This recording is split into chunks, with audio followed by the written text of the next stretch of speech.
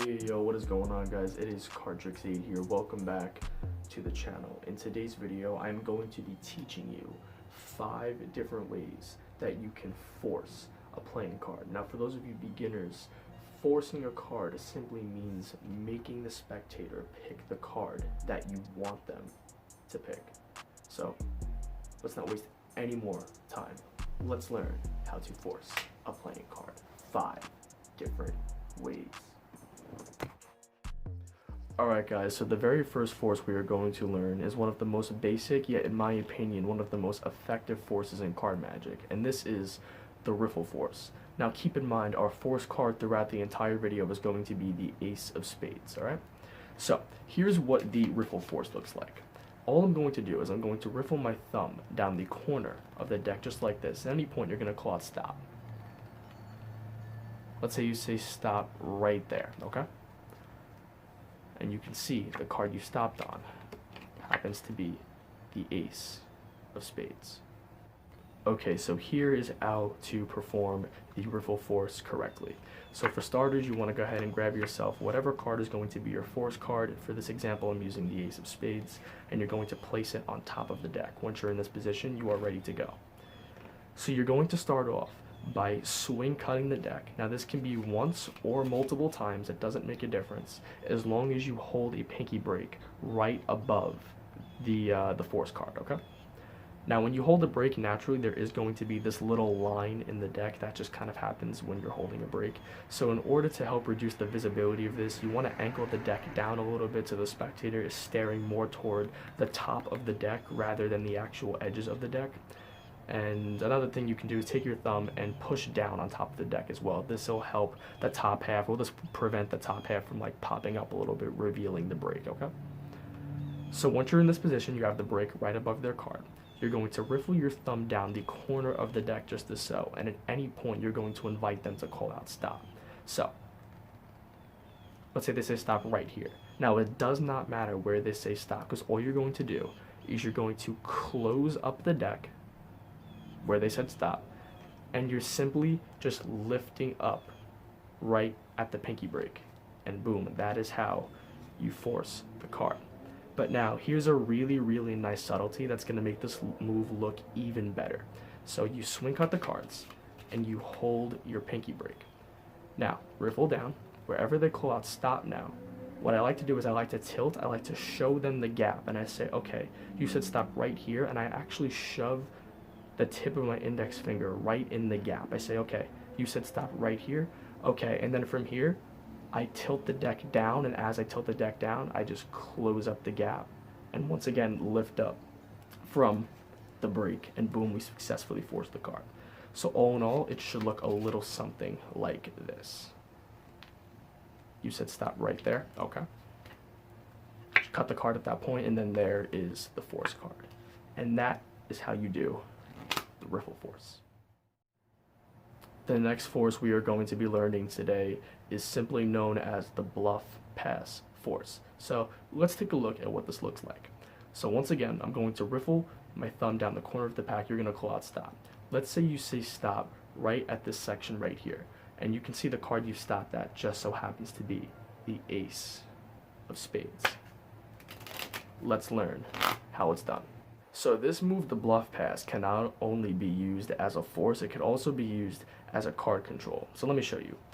So you're going to want to take your force card for this example, and you want it to be in the second position from the top of the deck. Now under some kind of hand gesture, whether it's something simple like this, all you're doing is pushing off the top card and catching a break just as so, okay? So you have the break on the top card. Now, similar to the riffle force, you're going to grip the deck the same exact way. You're going to riffle down with the corner of your thumb.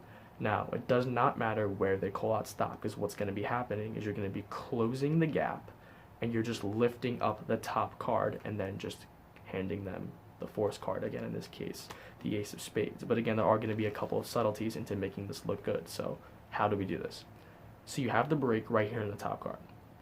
You're going to riffle, have them call out stop. Say they say stop right here. So what's going to be happening is you're coming over with the opposite hand. Your 4 fingers are going to cover the entire front edge of the deck. From here, you can now close the gap and you're going to be lifting up just the top card, just as so. And if you do this correctly, it'll look like you're taking about half the deck from the gap, just like this. See, that looks legitimately, it fools people very, very convincing. Now, another couple things to consider here is tilt the deck down a little bit, because you don't want the spectator to see the thickness of this. Otherwise, it's it's very apparent you did not grab half the deck. So tilt it so they're looking more toward the top half of the deck. And also, take your hand and open it up maybe a tiny bit. This makes it look like there are less cards in the deck. See, if I hold the deck like this, it looks like I have a full hand. If I do it like this, it looks like I don't have as much of a full hand, just like a little optical illusion type thing. But from here, they can now take the card, they can look at it, and now, again, I said this move could actually be used as a control too. You can have them put it back.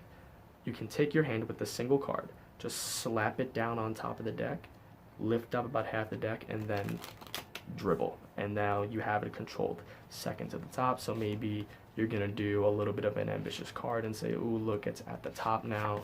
How impressive is that? So yeah, just a couple little ideas there for the bluff pass. But anyways, let's move into the next force. The third force we are going to be learning today is known as the Hindu shuffle force. So let's take a look at it. So I'm going to go through the cards just like this. At any point, you can go ahead and call out stop. Let's say the spectator calls out stop right here, and you can see that they happen to have stopped on the ace of spades. And what's cool is you literally could have picked any card, or you could have said stop at any point in the deck. Let's learn how it's done. Alright, let's learn how to do the Hindu shuffle force. So this one is actually really, really easy to execute, so let's get right into it. So if you've never attempted this before, this might be a little bit awkward at first, but you'll get the hang of it with pretty much maybe like 5 minutes of practice. So you're going to be holding the deck in this weird grip right here. On this bottom corner, you have your thumb. On the opposite corner, you have your middle and ring finger. The pinky is kind of chilling off to the side, and then your index finger is over the top. Think of it as like a biddle grip, but from the long edges instead of the short edges. That's the best way I can explain it, all right? So you're holding the deck in this grip. Now, by the way, your force card is on the bottom of the deck to start, okay? Now you're going to be coming over with the opposite hand, and you're going to be peeling off small packets of cards with the middle finger and thumb. So just like this, you're literally just peeling off little tiny packets from the top with your middle finger and thumb, and you're going to have them call out stop. And wherever they call out stop, you're just going to take the packet in this hand, turn it over, and show. It's as simple as that, because think about it. The card is on the bottom. You're just peeling off sections from the top, so the bottom card is left unchanged throughout the entire shuffling process. So it doesn't matter where they say stop. Let's say they say stop right here, you're just flipping over and showing.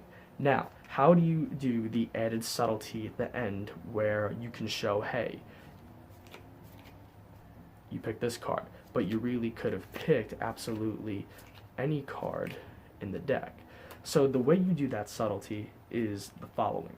So this will lose the card in the middle of the deck, but that's okay, because since you forced the card, you don't need to know where the card is. You just need to know what the card is.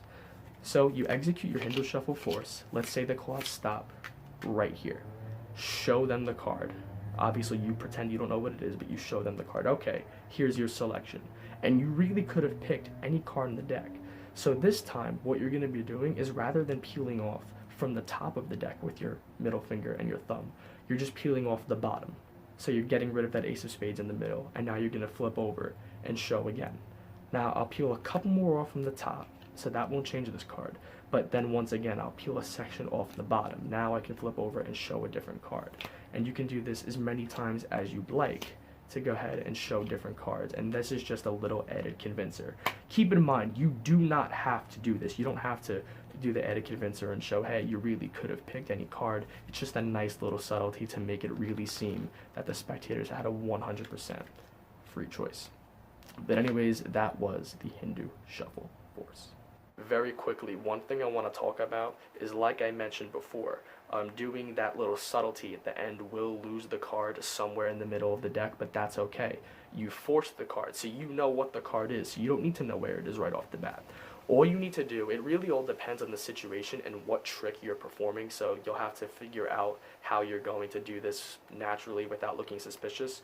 But all you really need to do is spread through the deck casually, look for your force card, and simply go ahead and just cut it to the top. That's all you have to do. That's really all you have to do.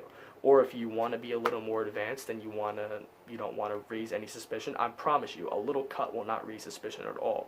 But if you really want to be safe, you can go ahead and spread through, and once you locate the card, you can go ahead and simply just cull it out. And once you cull it, boom, it's at the top or wherever you need it to be. And yeah, just a quick little tip there. But anyways, let's move on to the next force. The next force we're going to be learning today is known as the Gary Ouellette touch force. So all that's going to be happening is I'm going to spread through the deck. I want you to go ahead and just touch the back of any card as I go through. Let's say you touch the back of this card right here. And of course, it happens to be the ace of spades. Let's learn how to do it. The Gary Ouellette touch force is yet another easy one to learn, so let's just dive right into it. So for starters, you want your force card, in this case the ace of spades, to be on the bottom of the deck, okay? You're going to go ahead and swing cut over about half the deck, put the bottom half on top, and maintain a pinky break right here below the force card, okay? So once you have obtained a break, you are now going to invite the spectator to come over and touch a card. But this is very, very important. You need to make sure that the card they touch is in the top half of the deck, meaning that the card they pick essentially cannot be below the break. They can take any card they'd like from above the break, but if they do it from below the break, this force is not going to work. So make sure they touch a card above the break. Now there are two ways that you can ensure that this goes your way. The first way is my preferred way, is just spread through the cards nice and slowly. Say here, I'm going to spread through the cards. Go ahead and touch one as I run by. And very important too, you don't want them to pick out a card, you want them to touch a card, so watch your language. Go through slowly, have them touch a card. If you go nice and slow, eventually they're gonna just touch one. They're not gonna wait for you to spread to the bottom of the deck unless you really are dealing with a true heckler, which if that happens to happen, just move into something else, not a big deal.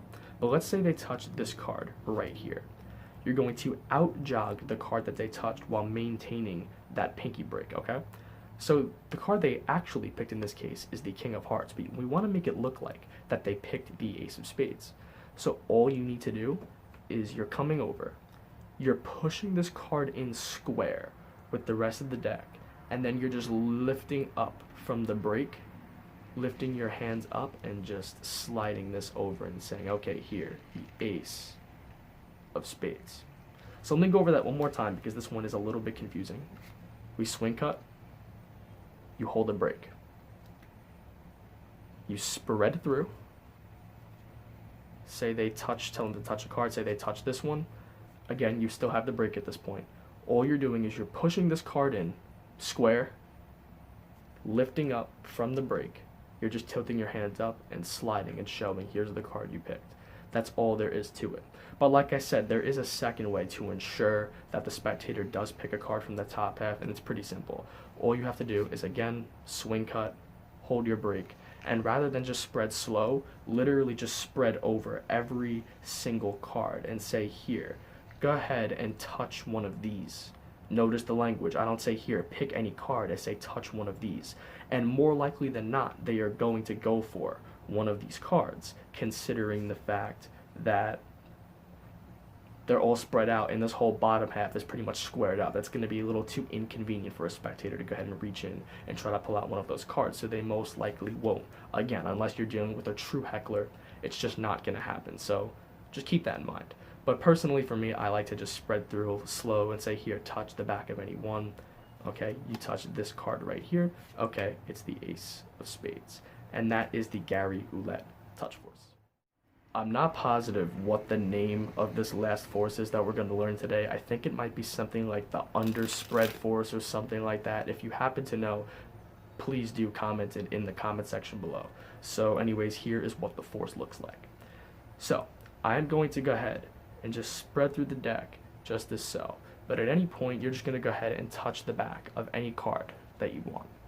So let's just say that you touch the back of this card right here. Go ahead and just hold out your hand for me real quick. Take the card, and you can see it happens to be the ace of spades. Let's learn how to do it. Now, out of all the forces that we've learned today, this one is probably the most difficult one to execute, but don't sweat it. Once you get the hang of it, it really does become pretty easy to do. So with that said, let's learn it. So what you want to do is you want to go ahead and take your force card and leave it in roughly the 4th, 5th, maybe the 6th position. This all depends on your comfortability level with the spread call. Now, with that said, the spread call is a prerequisite for this move, so if you already know how to do it, then this is going to be a piece of cake for you. If you do not know how to call a card, then you have some work to do. So I will leave a link in the description box below. Go ahead and refer to that video if you need help learning how to call a card, alright? But essentially, you're going to spread through the cards. You're going to find the position that you left your card in this case, again, for me, it's the 5th position. And all you're doing is you are calling it underneath the spread. You're spreading through underneath, telling the spectator to touch the back of any card. Very important that you tell them to touch a card and not pick a card. So they touch a card. You're going to split the deck at this point, extend the opposite hand forward, and just say, here, hold out your hand for me. This acts as misdirection because now you're going to square everything up underneath the force card. The bottom fingers are going to just extend the card forward. You can either just hand it to them from here, or you can just leave it outjogged and invite them to take it out. But nevertheless, it ends in the same exact result with the force card being picked. Now, a quick little tip I will give you guys here is don't just call the card right under their noses. Do this with a little bit of misdirection. Sure, if your call is good enough, then yeah, you can call the card right in front of them. It won't make a difference. But they may not see what you did, but they might know you're doing something, and that kind of defeats the purpose of a magic trick. You know what I'm saying? You don't want them to know you're doing anything. So, use a little bit of misdirection. So what I like to do is I spread through the cards. I'll spread over roughly 5 cards since I know that's where my force card is. So I spread over, I say, okay, I want you to go ahead and pick a card. But just know that you don't have to pick a card out. You can just go ahead and touch any one that you'd like. Now, in that action, I've already called the card out. Because what's happening in that moment? My hands are forward. They're in. I'm engaged. But now, I bring my hands back and say, oh, but all you have to do is touch a card. So when I bring my hands back, this is me relaxing. This is what is known as a relaxation period, or what is known as the offbeat. And this is the moment that spectators least expect any sleight of hand to occur. But meanwhile, this is the moment when the most dirty work will take place. And that's not just for this move. This is for pretty much all sleight of hand in card magic. The offbeat, the relaxation period, where spectators think you're just relaxing and you're talking, is when the sleight of hand is taking place. And once you come forward and you engage again, this is when they're really going to be looking at your hands, and they're looking for your sleight of hand. They're looking for your sneakiness. But the move is already done. So that is how magicians will stay ahead of spectators. Again, not just with this move, but in all of sleight of hand. Alright guys, so now you know 5 different ways to force a playing card. I hope you guys have found this video helpful. If you have any questions whatsoever, feel free to comment them down in the comment section below. I will answer any of your questions as quickly as I possibly can. But anyways guys, that is it for this video. Again, I hope you guys found it useful. Hope you guys learned a lot from it. And I will see you guys for the next one. Cardtrix 8 signing off.